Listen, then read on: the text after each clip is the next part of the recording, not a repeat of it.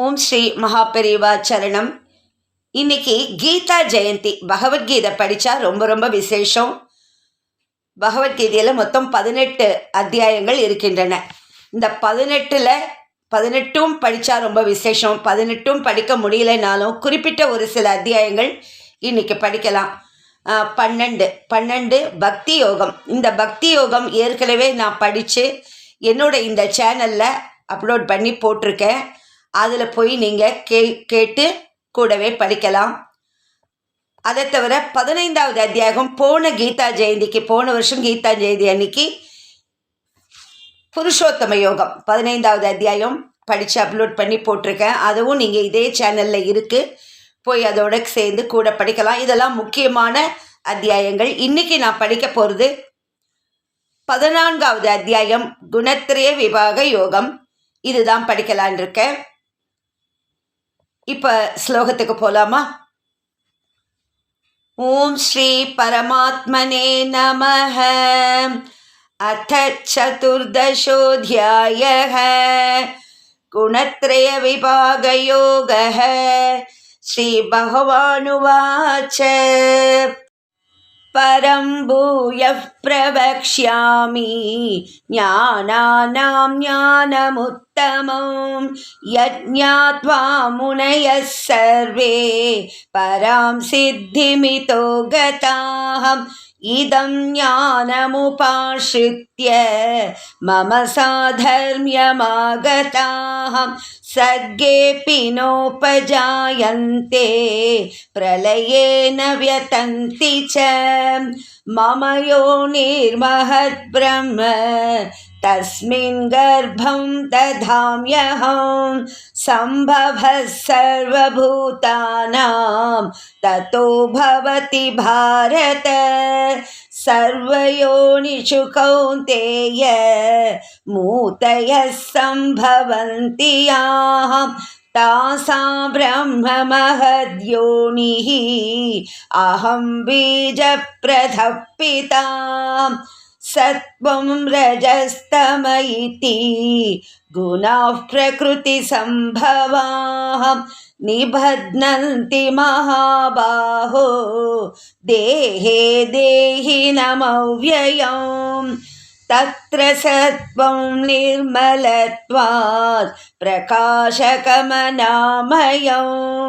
சுகசங்கேன பத்னாதி ஞானசங்கேன சானக ரஜோராகாத்மகம் வித்தி திருஷ்ணாசங்கசமுத்பவம் தன்னிபத்னாதி கௌந்தேய கர்மசங்கேன தேஹினம் தமஸ்வஜ்ஞானஜம் வித்தி மோகனம் சர்வதேஹினாம் பிரமாதாலஸ்ய நித்ராபிஹ தன்னிபத்னாதி பாரத சத்வம் சுகே சஞ்சயதி ரஜः கர்மணி பாரத ஞானமாவ்ருத்ய து தமः பிரமாதே சஞ்சயத்யுத ரஜஸ்தமச்சாபிபூய சத்வம் பவதி பாரத ரஜः சத்வம் தமச்சைவ தமः சத்வம் ரஜஸ்ததாம் சர்வத்வாரேஷு தேஹேஸ்மின் பிரகாஷ உபஜாயதே ஞானம் யதா ததா வித்யாத் விவ்ருத்தம் சத்வமித்யுத லோப பிரவருத்திராரம்பः கர்மநாம சமஸ்பிருஹாம் ரஜஸ்யேதானி ஜாயந்தே விவ்ருத்தே பரதர்ஷப அப்ரகாஷோ பிரவருத்திஷ்ச பிரமாதோ மோக ஏவ ச தமஸ்யேதானி ஜாயந்தே விவ்ருத்தே குரு நந்தன யதா சத்வே பிரவருத்தே து பிரலயம் யாதி தேஹபிருத் तदोत्तमविदां लोकान् अमलान् प्रतिपद्यते। रजसि प्रलयं गत्वा कर्मसङ्गिषु जायते तथा प्रलीनस्तमसि मूढयोनिषु जायते। कर्मणः सुकृतस्याहुः सात्विकं निर्मलं फलं रजसस्तु फलं दुःखम् अज्ञानं तमसः फलं। सत्त्वात् संजायते ज्ञानं रजसो लोभ एव च प्रमादमोहौ तमसः भवतो ज्ञानमेव च। ऊर्ध्वं गच्छन्ति सत्त्वस्थाः मध्ये तिष्ठन्ति राजसाः जघन्यगुणवृत्तिस्थाः अधो गच्छन्ति तामसाः। இந்த ஸ்லோகத்தை 2 தடவை படிக்கலாம். முக்கியமான ஸ்லோகம். ऊर्ध्वं गच्छन्ति सत्त्वस्थाः मध्ये तिष्ठन्ति राजसाः जघन्यगुणवृत्तिस्थाः अधो गच्छन्ति तामसाः. இதனுடைய பொருள், சத்துவ குணத்தில் நிலை பெற்ற மனிதர்கள் ஸ்வர்க்கம் முதலிய உயர்ந்த லோகங்களுக்கு செல்கின்றனர். ரஜோகுணத்தில் நிலை பெற்ற மனிதர்கள் நடுவில், அதாவது மனித உலகிலேயே நிற்கின்றார்கள். தூக்கம், சோம்பல், வீண் செயலில் விருப்பம் முதலிய தாழ்ந்த குணங்களில் நிலை பெற்ற தாமச குணமுடைய மனிதர்கள் புழு, விலங்கு, பறவை முதலிய தாழ்ந்த பிறவிகளையும் நரகத்தையும் அடைகிறார்கள். நாண்யம் குணேபியக் கர்த்தாரம் யதா த்ரஷ்டானுபஷ்யதி गुणेभ्यश्च परं वेत्ति मद्भावं सोऽधिगच्छति। गुणानेतानतीत्यत्रीन् देहि देहसमुद्भवान् जन्म मृत्युजरा दुःखैः विमुक्तो मृतमश्नुते।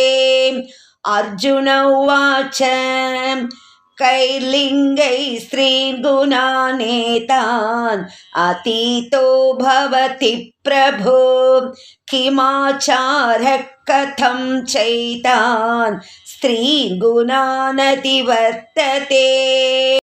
श्रीभगवानुवाच प्रकाशं च प्रवृत्तिं च मोहमेव च पाण्डव न द्वेष्टि सम्प्रवृत्तानि न निवृत्तानि काङ्क्षति।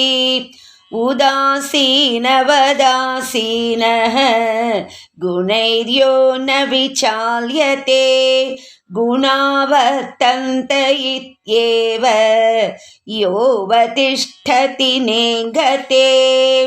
समदुःखसुखस्वस्थः समलोष्टाश्मकाञ्चनः तुल्यप्रिया प्रियो धीरः तुल्यनिन्दात्मसंस्तुतिः मानापमानयोस्तुल्यः तुल्यो मित्रारिपक्षयः सर्वारम्भपरित्यागी गुणातीतः स उच्यते। मां च यो व्यभिचारेण भक्तियोगेन सेवते स गुणान् समतीत्यैतान् ब्रह्मभूयाय कल्पते। ब्रह्मणो हि प्रतिष्ठाहम् अमृतस्याव्ययस्य च शाश्वतस्य च धर्मस्य सुखस्यैकान्तिकस्य च।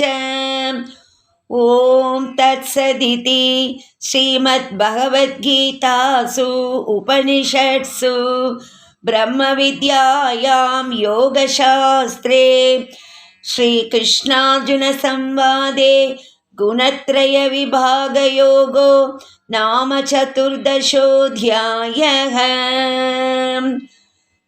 ஸ்ரீ கிருஷ்ணார்ப்பணம். சர்வம் கிருஷ்ணார்ப்பணம்.